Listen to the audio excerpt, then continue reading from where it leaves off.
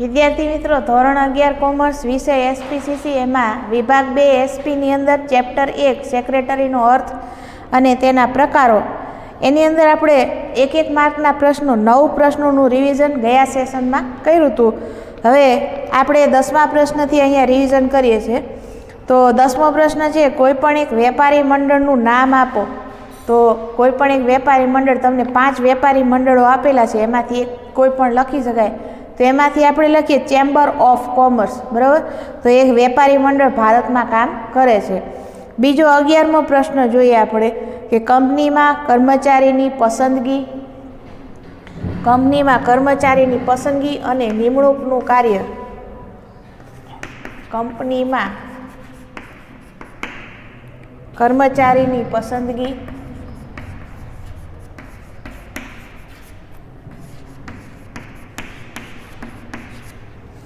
અને નિમણૂકનું કાર્ય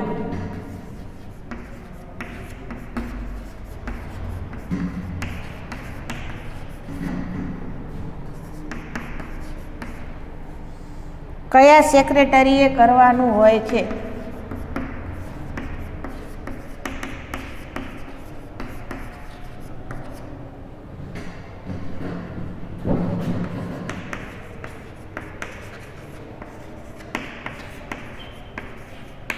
કંપનીની અંદર કર્મચારીઓની પસંદગી અને નિમણૂકનું કાર્ય કયા સેક્રેટરીએ કરવાનું હોય છે? તો કંપનીની અંદર કર્મચારીની પસંદગી કરવાનું કાર્ય, તેમની નિયુક્તિનું કાર્ય વહીવટી સેક્રેટરીએ કરવાનું હોય છે. સામાન્ય રીતે સેક્રેટરીના 2 પ્રકાર પડે, સામાન્ય સેક્રેટરી અને વહીવટી સેક્રેટરી. તો આજે કર્મચારીની પસંદગી, નિયુક્તિ, ભરતી, આ બધા કાર્ય કયા સેક્રેટરીના હાથ નીચે આવે છે? તો વહીવટી સેક્રેટરીના હાથ નીચે આ બધા કાર્યો આવે છે. 12મો પ્રશ્ન છે, સમગ્ર વિશ્વમાં કોણ સૌથી બુદ્ધિશાળી પ્રાણી છે? સમગ્ર વિશ્વમાં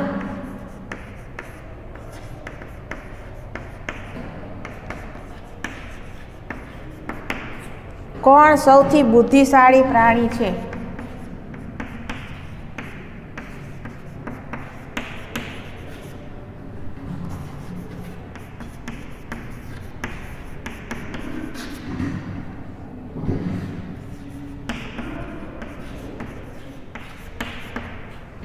શા માટે? તો સમગ્ર વિશ્વની અંદર સૌથી વધારે બુદ્ધિ આપી હોય ઈશ્વરે તો એ છે માનવી. એટલે સમગ્ર વિશ્વમાં માનવી છે એ સૌથી વધારે બુદ્ધિશાળી પ્રાણી છે, કારણ કે તેણે પોતાનો હંમેશા શું કર્યો છે? વિકાસ જ કરતો ગયો છે. એટલા માટે સૌથી વધારે બુદ્ધિશાળી પ્રાણી જોવા જઈએ તો એ માનવી છે. 13મો પ્રશ્ન છે, માનવીને કયા કારણસર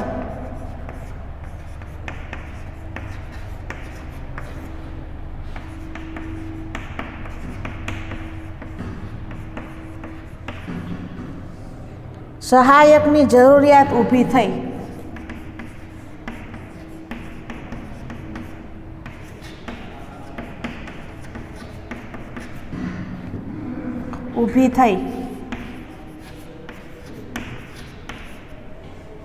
તો માનવીનું કાર્યક્ષેત્ર દિવસે દિવસે વધતું ગયું અને તેને પોતાના તમામ કાર્યો જાતે કરવા મુશ્કેલ બન્યા. આ સંજોગોમાં તેના વતી કાર્ય કરી શકે તેવા સહાયકની જરૂરિયાત ઊભી થઈ. તો માનવીનું કાર્યક્ષેત્ર જેમ જેમ વધતું ગયું તેમ તેને તેને ધંધાના બધા કાર્યો જાતે કરવા મુશ્કેલ બનતા ગયા, કેમ કે કંપનીનું સ્વરૂપ વિશાળ સ્વરૂપ છે. એટલે જેમ જેમ કદ મોટું થતું જાય એમ માનવી અંદર એક માણસ બધું સંભાળી શકે નહીં. આવા સંજોગોમાં એના વતી કોઈ બીજો વ્યક્તિ કામ કરી શકે તેવા એને સહાયકની જરૂરિયાત ઊભી થઈ. ત્યાર પછી 14મો પ્રશ્ન જોઈએ, આધુનિક વાણિજ્યનો પાયો કોણે નાખ્યો?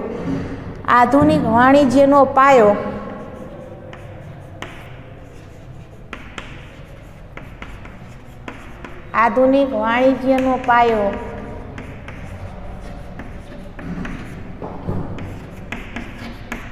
કોણે નાખ્યો?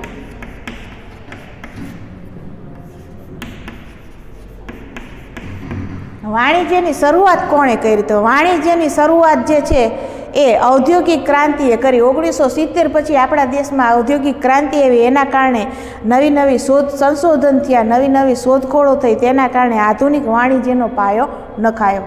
ત્યાર પછી 15મો પ્રશ્ન છે, માનવીની વિકાસ ગાથાની સાથે શેની શરૂઆત થઈ? માનવીની વિકાસ ગાથાની સાથે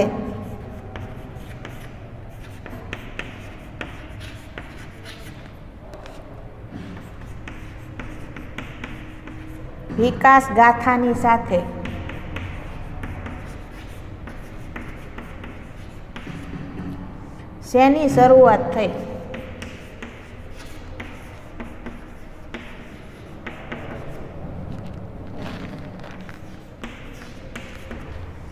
માનવી વિકાસ ગાથાની સાથે જ વાણિજ્યની શરૂઆત થઈ. વેપારની જોડે જોડે જ વાણિજ્યની શરૂઆત થઈ ગઈ. વાણિજ્ય એટલે શું થાય? તો કે વાણિજ્ય એટલે બેન્કિંગ, વીમા કંપની, વખાર, વાહન વ્યવહાર, સંદેશા વ્યવહાર, આ બધી સેવાઓને આપણે વાણિજ્યની સેવાઓ કહીએ છીએ. તો માનવીનો જેમ જેમ વિકાસ થયો તેમ તેમ વાણિજ્યની શરૂઆત થઈ. ત્યાર પછી 16મો પ્રશ્ન, આધુનિક વાણિજ્યની શરૂઆત શેનાથી થઈ?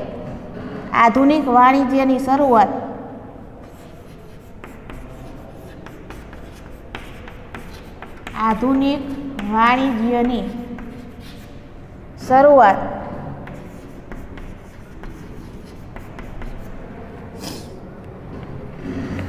શેનાથી થઈ?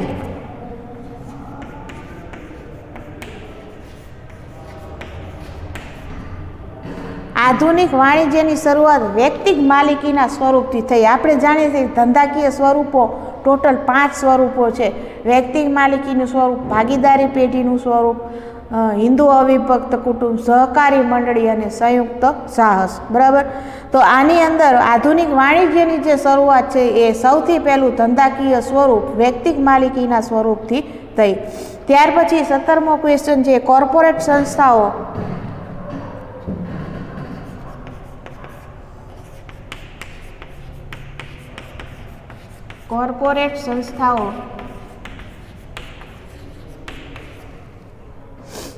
કઈ રીતે માનવ જીવન સાથે સંકળાયેલું છે?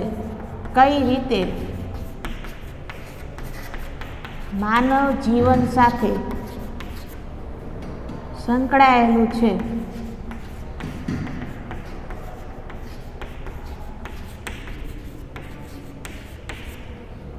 કોર્પોરેટ સંસ્થાઓ કઈ રીતે માનવ જીવન સાથે સંકળાયેલું છે?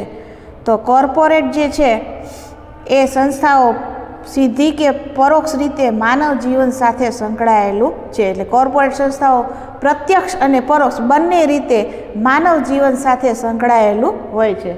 ત્યાર પછી જોઈએ 18મો ક્વેશ્ચન,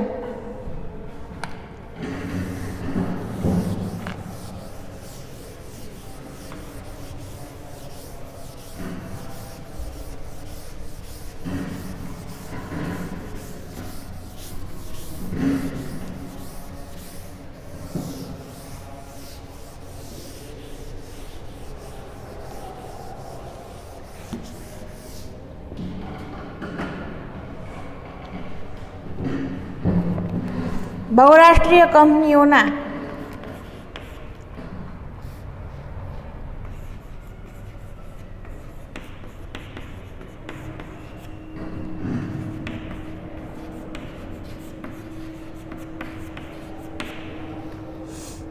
ખરા માલિકો કોણ છે?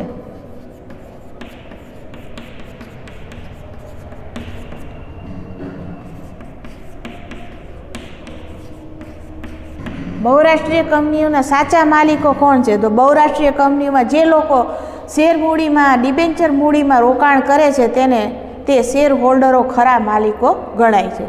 ત્યાર પછી 19મો પ્રશ્ન જોઈએ, કંપનીનું સંચાલન કોણ કરે છે? કંપનીનું સંચાલન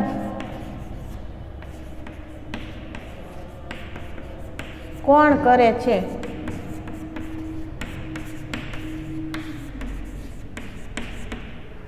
કંપનીનું સંચાલન છે એ સંચાલક મંડળ કરે છે.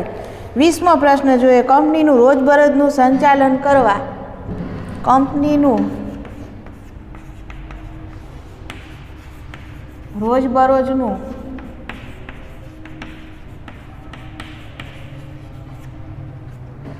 સંચાલન કરવા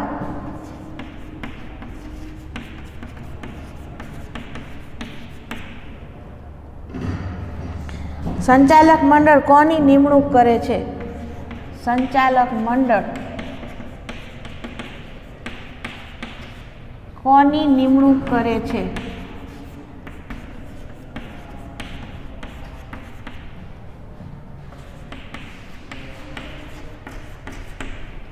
કંપનીનું રોજબરોજનું સંચાલન કરવા સંચાલક મંડળ કોની નિમણૂક કરે છે? તો કંપનીનું રોજબરોજનું સંચાલન કરવા સંચાલક મંડળ સેક્રેટરીની નિમણૂક કરે છે. એટલે સેક્રેટરી જે છે એ રોજબરોજનો સામાન્ય સેક્રેટરી હોય એ રોજબરોજનું સંચાલન કરતો હોય છે. ત્યાર પછી કાયદાએ કંપનીને કેવું સ્વરૂપ આપેલું છે? કાયદાએ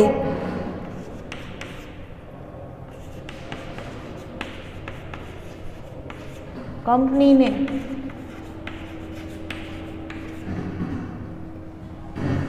કેવું સ્વરૂપ આપેલું છે? કેવું સ્વરૂપ આપેલું છે? કાયદાએ કંપનીને કેવું સ્વરૂપ આપેલું છે? તો કાયદાએ છે એ કંપનીને કૃત્રિમ વ્યક્તિત્વનું સ્વરૂપ આપેલું છે. 22મો પ્રશ્ન જોઈએ. કંપનીના સંચાલનમાં કોનું સ્થાન અગત્યનું છે? કંપનીના સંચાલનમાં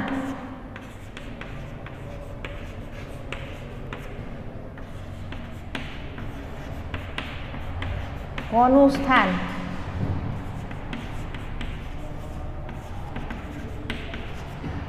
અગત્યનું છે?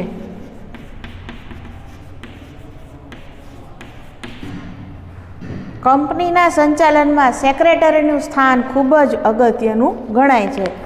23મો પ્રશ્ન જોઈએ. ભારતની આઝાદી પછી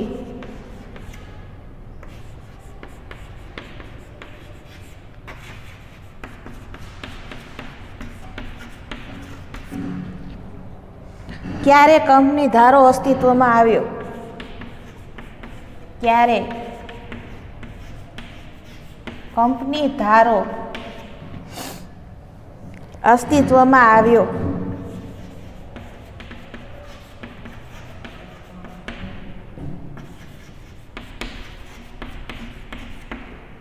ભારતની આઝાદી પછી 1956ના વર્ષમાં કંપની ધારો અસ્તિત્વમાં આવ્યો.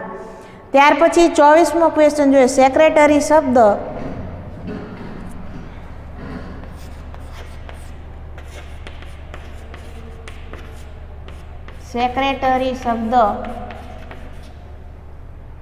ગુજરાતી ભાષાના કયા શબ્દમાંથી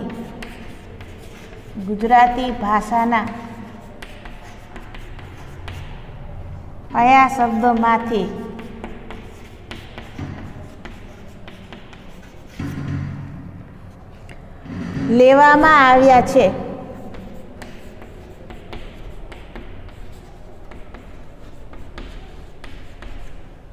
સેક્રેટરી શબ્દ ગુજરાતી ભાષાના કયા શબ્દમાંથી લેવામાં આવે છે? સેક્રેટરી શબ્દ ગુજરાતી ભાષાના મંત્રી શબ્દમાંથી લેવામાં આવ્યો છે.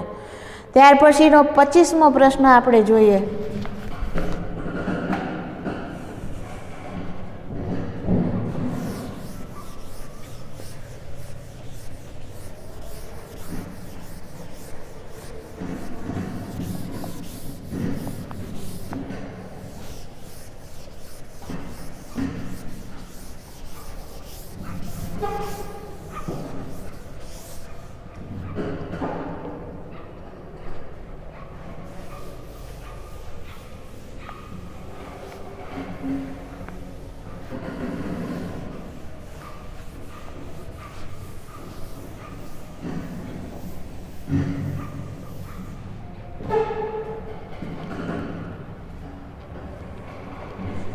ધૃતરાષ્ટ્રના મંત્રી કોણ હતા?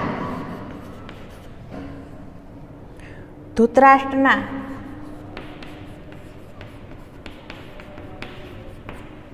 મંત્રી કોણ હતા?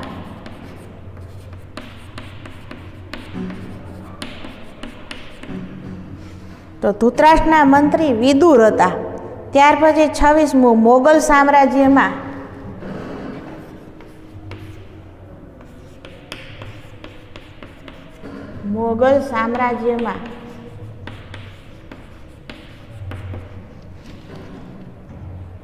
મંત્રીને શું કહેવામાં આવતા હતા?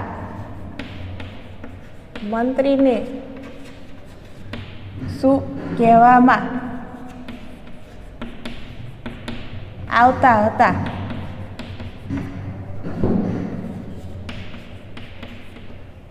મુગલ સામ્રાજ્યમાં મંત્રીને શું કહેવામાં? મુગલ સામ્રાજ્યમાં મંત્રીને વજીર કહેવામાં આવતા હતા.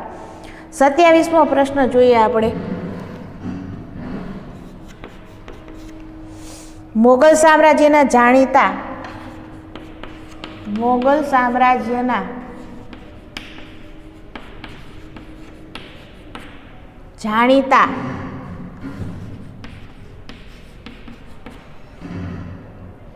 ગમે તે બે વજીરના નામ જણાવો.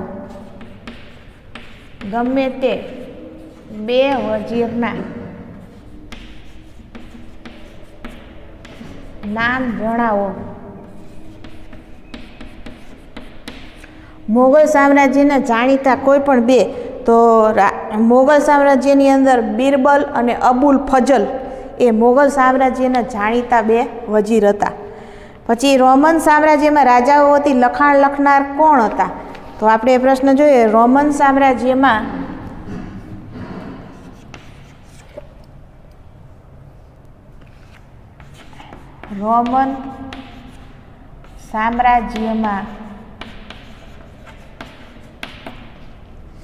રાજાઓ વતી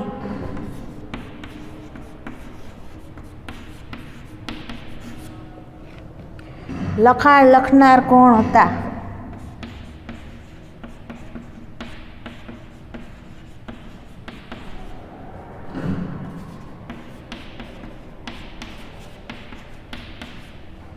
રોમન સામ્રાજ્યમાં રાજાઓ વતી લખાણ લખનાર હતા સ્ક્રિબાઓ. કોણ હતા?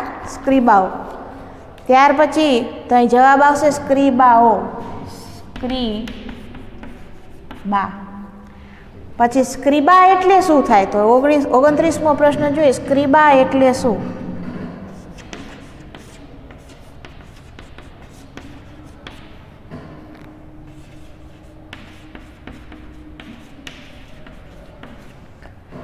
રોમન સામ્રાજ્યમાં રાજાઓ વતી જે લખાણ લખતા એ વ્યક્તિને સ્ક્રિબા તરીકે ઓળખવામાં આવતા. એટલે રાજા સૂચના દે એ પ્રમાણે સ્ક્રિબાઓ જે પત્રિકામાં લખતા, એટલે લાકડાના ગોળ પત્રિકા આવતી એમની અંદર કાપડના ટુકડા ઉપર જે લખતા એને સ્ક્રિબા તરીકે ઓળખવામાં આવતા હતા. મૂળ લેટિન શબ્દ સેક્રેટરીયસનો અર્થ જણાવો. 30મું જોઈએ. મૂળ લેટિન શબ્દ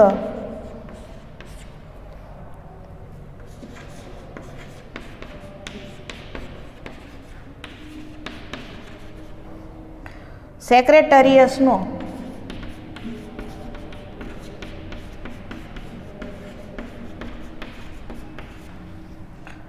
અર્થ જણાવો.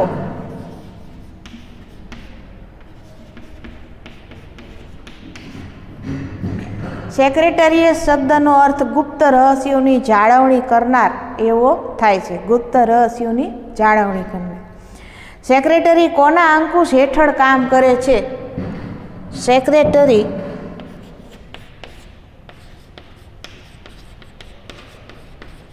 કોના અંકુશ હેઠળ